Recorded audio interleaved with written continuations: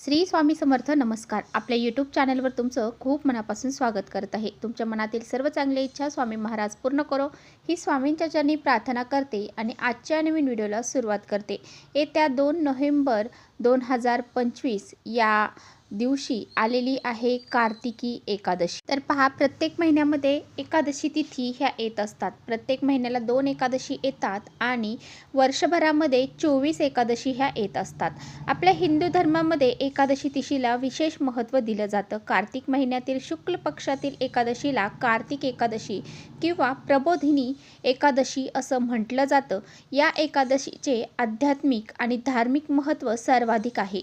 याच दिवशी भगवान विष्णू 4 महिन्याच्या योग निद्रेतून जागे होतात आणि या दिवशी चातुर्मास हा समाप्त होतो. तर पहा, बऱ्याच जणांच्या मनामध्ये 1 नोव्हेंबर की 2 नोव्हेंबर या दिवशी एकादशी आहे असा संभ्रम निर्माण झालेला आहे. हिंदू पंचांगानुसार कार्तिक महिन्याच्या शुक्ल पक्षातील एकादशी तिथी 1 नोव्हेंबर रोजी सकाळी 9:11 सुरू होईल आणि 2 नोव्हेंबर रोजी सकाळी 7:31 राहील. असं म्हटलं जातं की उदय तिथीनुसार आपण जी काही तिथी आहे तर त्या तिथीचं पालन करत असतो. उदय तिथीनुसार ही तिथी 2 नोव्हेंबर रोजी साजरी केली जाणार आहे. म्हणजेच या व्रताचं पालन 2 नोव्हेंबर रोजी करण्यात येणार आहे.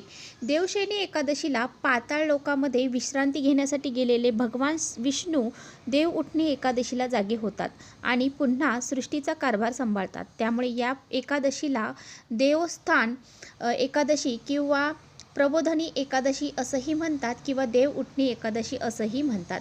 या दिवसासोबतच चातुर्मास हा 4 महिन्यांचा काळ समाप्त होतो आणि पुन्हा एकदा विवाह, साखरपुडा, बारस, ग्रहप्रवेश यासारखे जे काही शुभ मंगल कार्य आहेत तर ते सुरू होतात.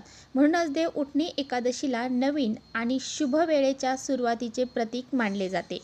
आणि पहा, 2 तारखेपासूनच तुळशीच्या विवाहाला सुद्धा सुरुवात होणार आहे आणि 5 तारखेपर्यंत म्हणजेच त्रिपुरारी पौर्णिमेपर्यंत म्हणजेच कार्तिक पौर्णिमेपर्यंत हे जे शुभविवाह आहेत तुळशीचे तर ते होणार आहे. तर पहा, आपल्याला या दिवशी व्रत तर करायचंच आहे, त्याचबरोबर काही प्रभावी उपाय देखील आपल्याला करायचे आहेत. आंब्यांच्या पानांचा अतिशय प्रभावशाली उपाय आपल्याला कार्तिकी एकादशीला आवर्जून करायचा आहे. हा उपाय जर आपण केला तर आपल्या जीवनामध्ये जे काही दुःख, अडचणी, संकट आहेत तर ते दूर होऊन जातील आणि आपल्या घराची, मुलांची, पतीची प्रगती होईल. आपल्या घरामध्ये जी काही नकारात्मकता आहे, वाईट शक्ती आहे त्याचा नाश होऊन जाईल आणि आपल्या घरामध्ये सुख, शांती, समृद्धी येऊ लागेल. तर पहा, हा आंब्यांच्या पानांचा प्रभावी उपाय कसा करायचा आहे याबद्दलची संपूर्ण माहिती आपल्या आजच्या व्हिडिओमध्ये मी तुम्हाला देणार आहे. त्यामुळे तुम्ही कुठे व्हिडिओ स्किप न करता शेवटपर्यंत नक्की बघा, जेणेकरून तुमच्यापर्यंत योग्य ती माहिती पोहोचेल. आपल्या चॅनलवर नवीन असाल तर चॅनलला लगेच सबस्क्राईब करा आणि असेच नवनवीन माहितीपूर्ण व्हिडिओ पाहण्यासाठी बेल आयकॉनला प्रेस करा. म्हणजे मी जेव्हा कधी नवीन व्हिडिओ अपलोड करेन त्याचं नोटिफिकेशन सर्वात अगोदर तुम्हाला भेटेल आणि तुम्ही एकही व्हिडिओ मिस करणार नाही. त्याचबरोबर खाली कमेंट्समध्ये ओम नमो भगवते वासुदेवाय नमः हे लिहायला देखील विसरू नका. व्हिडिओ माहितीपूर्ण वाटला तर आपल्या मित्रपरिवारांसोबत शेअर देखील करा. आता बघा, या एकादशीच्या दिवशी म्हणजेच या कार्तिकी एकादशीच्या दिवशी आपल्याला सकाळी लवकर उठायचं आहे. अंघोळ करायला जायचं आहे. अंघोळीच्या पाण्यामध्ये एक तुळशीपत्र, थोडंसं गंगाजल असतं ते टाकायचं आहे, हळद टाकायची आहे आणि अंघोळ करायची आहे.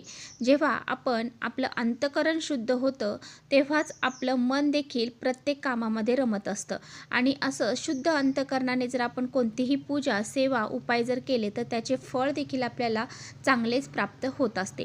म्हणूनच आपल्याला अंघोळ करायची आहे. अंघोळ करत असताना ओम नमो भगवते वासुदेवाय नमः या मंत्राचा जप देखील करायचा आहे आणि त्यानंतर स्वच्छ कपडे परिधान करायचे आहे. या दिवशी पिवळे किंवा लाल वस्त्र परिधान करा आणि त्यानंतर देवघरातील देवांची विधिवत पूजा करून घ्या. या दिवशी तुमच्या घरामध्ये विठ्ठल रुक्माईची मूर्ती असेल, बाळकृष्णाची मूर्ती असेल किंवा मग विष्णू भगवानांची मूर्ती असेल तर त्यावरती तुम्हाला पंचामृताने अभिषेक घालायचा आहे.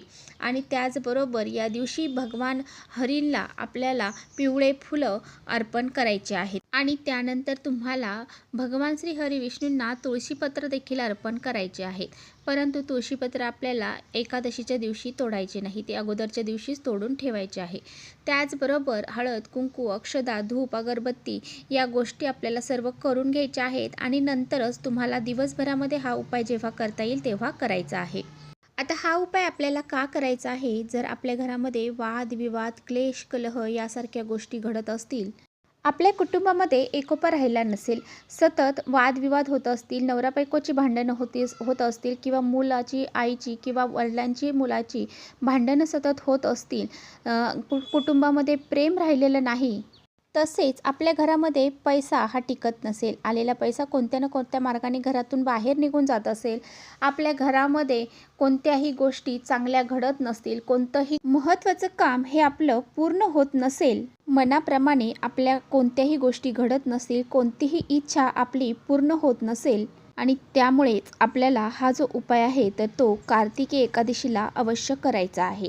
हा उपाय जर आपण केला तर आपल्या जीवनातील सर्व दुःख, अडचणी, संकट दूर होऊन एका रात्रीत आयुष्याचं सोनं होईल, इतका हा प्रभावी उपाय आहे. तर हा उपाय कसा करायचा आहे? तर आपल्याला काय करायचं आहे? तर आपल्याला सर्वात प्रथम एक गंगाजल घ्यायचं आहे एका ग्लासमध्ये आणि घरामध्ये शुद्ध गाईच्या तुपाचा तुम्हाला देवघरामध्ये दिवा लावायचा आहे. आता तुम्हाला काय करायचं आहे? एक दिवा तुम्हाला प्रज्वलित करून घ्यायचा आहे. त्याचबरोबर 2 अगरबत्त्या घ्यायच्या आहेत आणि हे जे पाणी आहे, गंगाजल असेल किंवा मग शुद्ध पाणी तुमच्याकडे असेल ते घेतलं तरी चालेल. ते पाणी घेऊन तुम्हाला तुमच्या घराजवळ जो आंब्याचं झाड असेल तिथे जायचं आहे. त्या आंब्याच्या झाडाला सर्वप्रथम हा दिवा तुम्हाला प्रज्वलित करून लावायचा आहे.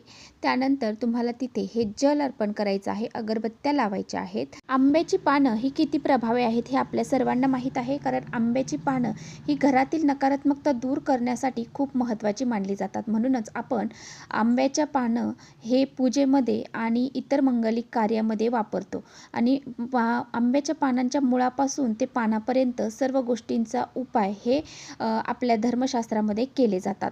आंब्याच्या झाडांची पूजा केल्याने आपल्या सर्व इच्छा मनोकामना पूर्ण होतात आणि आंब्याच्या झाडामध्ये सर्व देवी देवतांचा वास असतो आणि म्हणूनच आपल्याला काय करायचं आहे, तिथे जल अर्पण करायचं आहे, दिवा लावायचा आहे, अगरबत्ती लावायची आहे आणि दोन्ही हात जोडून नमस्कार करायचा आहे. यानंतर तुम्हाला 7 प्रदक्षिणा त्या आंब्याच्या झाडाला घालायच्या आहेत. प्रदक्षिणा घालत असताना आपली नजर जी आहे तर ती झाडाच्या मुळाशी, जिथे आपण पाणी अर्पण केलं आहे, दिवा लावला आहे, त्या ठिकाणी ठेवायची आहे आणि आपल्याला प्रदक्षिणा घालायच्या आहेत. त्यानंतर तुम्हाला माता लक्ष्मीचं स्मरण करायचं आहे आणि तुमच्या ज्या इच्छा आहेत तर त्या तुम्हाला सांगायच्या आहेत. म्हणजेच त्या झाडाला स्पर्श करायचा आहे आणि तुमची जी काही इच्छा असेल तर ती तुम्हाला व्यक्त करायची आहे.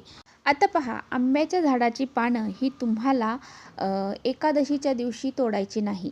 तुम्हाला अगोदरच्या दिवशी तोडून ठेवता आली तर त्या दिवशी तोडून ठेवा. परंतु तुम्हाला एकादशीच्या दिवशी कोणत्याही झाडाची पानं तोडली जात नाही. म्हणून तुम्हाला हे जे पानं आहेत तर ती 7 पानं तुम्हाला आंब्याची घरामध्ये घेऊन यायची आहेत. जर आंब्याच्या झाडाखाली पडलेली असतील तर ती 7 घेऊन येऊ शकता किंवा मग अगोदरच्या दिवशी तुम्हाला तोडून ठेवायची आहे. आता ही पानं घरी आणल्यानंतर स्वच्छ धुवून काढायची आहेत आणि तुम्हाला त्याचं एक लाल धाग्यामध्ये एक तोरण बनवायचं आहे. जसं आपण आंब्याच्या पानांचं तोरण बनवतो त्याच पद्धतीने याचं तोरण तुम्हाला बनवायचं आहे. त्या पानांना तुम्हाला एक एक हळदी कुंकवाचा टिळा द्यायचा आहे आणि ते पानं तुम्हाला तुमच्या मुख्य दरवाजाच्या चौकटीवरती, म्हणजेच आपल्या घराला तोरण त्याचं लावायचं आहे. तर पहा, असं तोरण आपण आपल्या मुख्य दरवाजावरती लावल्याने आपल्या घराची जी काही नकारात्मकता आहे, घरातील नकारात्मकता बाहेर जाते आणि बाहेरची जी नकारात्मकता आहे तर ती घरामध्ये प्रवेश करत नाही.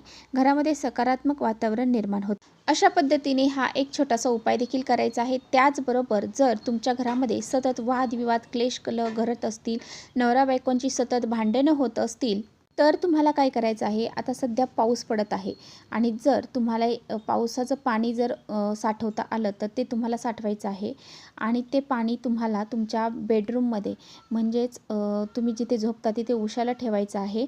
आणि पहा, असं पाणी जर तुम्ही तुमच्या उशाला ठेवलं तर त्याचं नक्कीच जो प्रभाव आहे तर तो तुमच्या घरावर होईल आणि तुमच्या नवरा बायकोमधील जे वादविवाद आहेत ते सुद्धा संपून जातील. अशा पद्धतीने हा एक उपाय छोटासा करू शकता. त्याचबरोबर एखादा व्यक्ती असा आहे की त्याला खूप ट्रेस होत आहे, खूप टेन्शन येत आहे, त्या व्यक्तीच्या मनामध्ये नको ते विचार येतात, आळस येतो, काही करावंसं वाटत नाही, बेचैन मन होतं. तर अशा वेळेस आपल्याला काय करायचं आहे, तर तुम्हाला काय करायचं आहे, तर तुम्हाला पाऊस जर पडत असेल त्यावेळेस तुम्हाला पावसामध्ये उभं राहायचं आहे. अशामुळे काय होतं, की हे पावसाचं पाणी ज्यावेळेस अंगावर पडतं त्यावेळेस आपलं मनातील जे काही मतभेद असतील किंवा काही आपल्या मनामध्ये विचार असतील तर ते निघून जातात आणि आपलं मन हे शुद्ध व्हायला सुरुवात होते. पावसाचं पाणी हे खूप महत्त्वाचं मानलं जातं. तसेच जर तुमच्या मनासारखं कोणत्याही गोष्टी घडत नसतील, तुमची इच्छा पूर्ण होत नसेल आणि तुम्हाला काय करायचं आहे, तुमचं कोणतं महत्त्वाचं काम पूर्ण होत नसेल, तुम्हाला काय करायचं आहे, तर एका ग्लासमध्ये गंगाजल घ्यायचं आहे. त्यामध्ये 2 आंब्याची पानं ठेवायची आहेत आणि देवघरापाशी ठेवून द्यायचं आहे आणि त्यानंतर थोड्या वेळाने ते तिथून उचलून तुम्हाला संपूर्ण घरामध्ये शिंपडायचं आहे.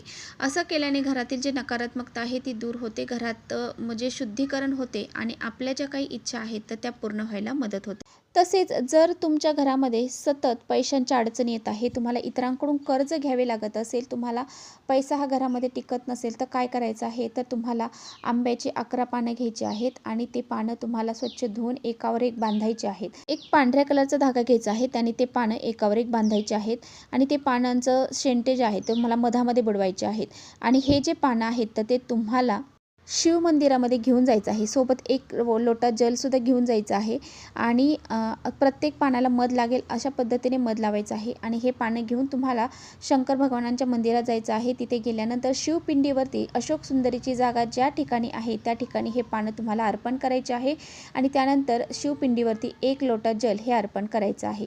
असं करून आपली जी काही इच्छा आहे तर ती आपल्याला पूर्ण होण्यासाठी प्रार्थना करायची आहे.